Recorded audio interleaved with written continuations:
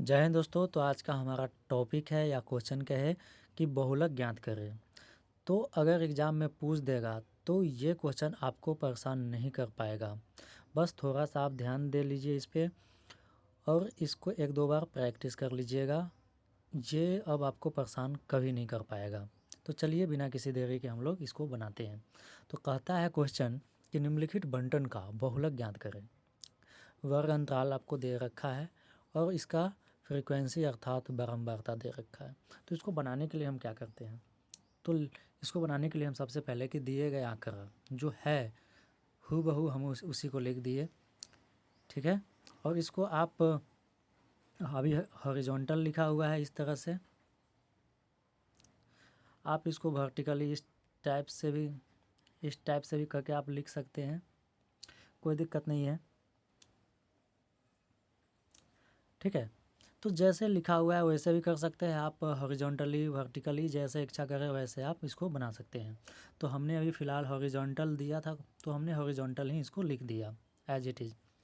अब क्या करता है कि इस आंकड़ा में आपको देखना है कि सबसे ज़्यादा बारंबारता जो है किसकी है। तो आप यहाँ पे देख रहे हैं कि यहाँ पे 14, 23, 27, 21 और 15, इन सब में सबसे ज़्यादा क्या है 27, अर्थात सबसे ज़्यादा बारंबारता क्या हो गया है 27। और वो किसका बारंबारता है, तो वर्ग अंतराल 20 से 30 का। तो यही बात को हम यहाँ पे लिखेंगे कि यहाँ वर्ग अंतराल 20 से 30 की बारंबारता सर्वाधिक है और कितनी है 27 है। तो जो है उस बात को हमने लिख दिया। तो इसका मतलब हो गया कि अब बहुलक वर्ग कौन हो जाएगा, ये 27 वाला का बहुलक वर्ग कौन सा हो जाएगा 20 से 30, ठीक है। अब बहुलक वर्ग हमको पता हो गया, इसका मतलब कि अब हमारा आंसर जो है 20 से 30 के बीच में ही आएगा, चाहे जो भी आए जितना भी आए, ठीक है। तो पहले हमने डेटा से सबसे पहले पता किया बहुलक ज्ञात करने के लिए कि इसमें किसकी बारंबारता सबसे अधिक है, और जो है उसने उसको उसके बारे में हमने लिख दिया। और लिखने के बाद वहाँ से हम जिसकी बारंबारता सबसे अधिक होगा वही बहुलक वर्ग हमको प्राप्त हो जाएगा। अब यहाँ से हमें स्पष्ट हो जाएगा कि एल जिसको हम बोलते हैं कि निम्न सीमा मतलब कि 20 हो गया निम्न सीमा और 30 हो गया उच्च सीमा। तो इससे हमको पता चल गया कि एल हमारा निम्न सीमा जो है कितना हो गया 20 हो गया। बाकी एच जो होता है या कहीं कहीं आई लिखा होता है इंटरवल या हाइट, इन दोनों के बीच का गैप कितना है। तो 20 से 30 के बीच में गैप कितना है, तो 10 का गैप है, तो एच कितना हो जाएगा 10। मतलब एल और एच में तो हमें परेशानी नहीं है, ठीक है। एल और एच, एल कहाँ से आएगा, सबसे जो बड़ा बहुलक होगा उसका जो वर्ग होगा, ठीक है, उसे हम कहेंगे बहुलक वर्ग। और उसका जो सबसे छोटा सीमा होगा, छोटा निम्न सीमा होगा, उसको हम बोलेंगे एल। और निम्न सीमा और उच्च सीमा के बीच का जो डिफरेंस होगा उसी को बोलेंगे एच। तो एल और एच हमारा हो गया। अब क्या कहता है कि जो हमारा सबसे अधिक बारंबारता थी, जो सबसे बड़ा बारंबारता थी, उसको हमने कहा F1, ठीक है। मतलब 27 जो है हमारा क्या हो गया F1 हो गया। अब F1, 1 से पहले क्या होता है 0 और 1 के बाद क्या होता है 2। तो 1 से पहले मतलब कि 27 को हम बोल दिए F1, और 27 से पहले वाला क्या है 23, तो 23 को बोल देंगे F0, ठीक है। और 27 के बाद वाला कौन है 21, और इसको बोल देंगे F2, ठीक है। तो जो सबसे ज़्यादा होगा उसको बोलेंगे F1, ठीक है। और F1 के पहले जस्ट पहले वाला को बोलेंगे F0 या F0, और F1 के जस्ट बाद वाला को बोलेंगे F2। तो उसी को हमने लिख दिया कि F1 हो गया 27, F0 या F0 हो गया 23, F2 हो गया 21। तो हमें क्वेश्चन में क्या पूछा है कि बहुलक बताइए, तो बहुलक बराबर क्या हो जाएगा डैश डैश डैश। तो जो अभी तक हमें पता था उसे हमने लिख दिया, ठीक है।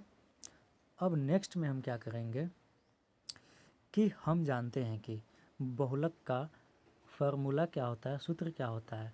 तो कब बोला जाता है कि एल बोले तो निम्न सीमा प्लस F1 मतलब कि जो आपका मेन जो है उसी को बोलेंगे F1 मतलब कि जो सबसे ज़्यादा होगा उसको बोलेंगे F1, मतलब कि मेरा रियल हीरो जो है अभी इस पूरे बहुलक का बारंबारता में तो F1 है। तो F1 में से उसके जस्ट पहले वाला को घटा दीजिए बटा में। अब क्या करना है कि जो हमारा F1 है उसको 2 से गुना करके उस माइनस F0 और माइनस F2, इसका क्या अर्थ हुआ कि F1 में 2 से गुना कर दिए। अब क्या करना है कि उसमें से एक बार पहले वाला को घटा देना मतलब कि F0 को, और एक बार बाद वाला का घटा देना मतलब कि F2 को। अब जो रिज़ल्ट आएगा उसमें हम इंटरवल अर्थात h से गुना कर देंगे। तो हमारा फार्मूला आप भूलिएगा नहीं, इसको याद आपको हमेशा हो जाएगा कि क्या हो जाएगा बहुलक का formula L plus F1 minus उससे जस्ट पहले वाला F0 बटा में F1 का दुगना मतलब 2F1 माइनस उससे पहले वाला F0 माइनस फिर उसी में माइनस कर देना है F2 मतलब कि बाद वाला। क्लियर है। और ये फार्मूला पे हम जो भी डेटा है उसको हम इसको रखते हैं, प्राप्त करते हैं।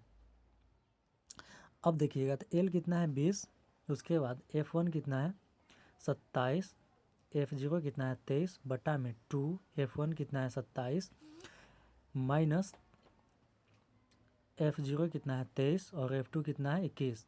सबके जगह पे हमने फिट किया और H कितना है 10। तो इसके रखने के बाद कुछ इस तरह से बनेगा 20 प्लस 27 में से 23 घटेगा तो 4, ठीक है।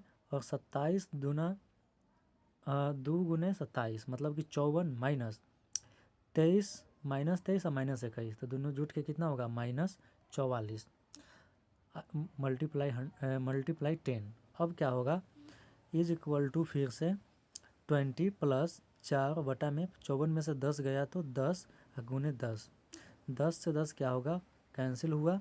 उसके बाद क्या होगा कि 20 प्लस 4 इज इक्वल टू 24, अर्थात कि हमारा बहुलक क्या आ गया 24।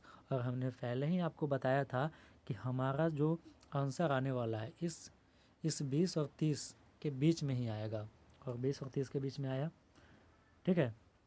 और लास्ट में हम लोग लिख देंगे कि अतः दिए गए आंकड़ा का बहुलक कितना है 24 होगा। तो इस अगर आपसे कोई भी क्वेश्चन आए बहुलक से रिलेटेड तो बस इसी पैटर्न पे आपको फॉलो करते जाना है और आपका क्या करना है बन जाएगा, ठीक है।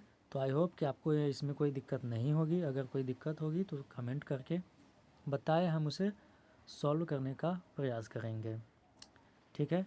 इसी के साथ जय हिंद।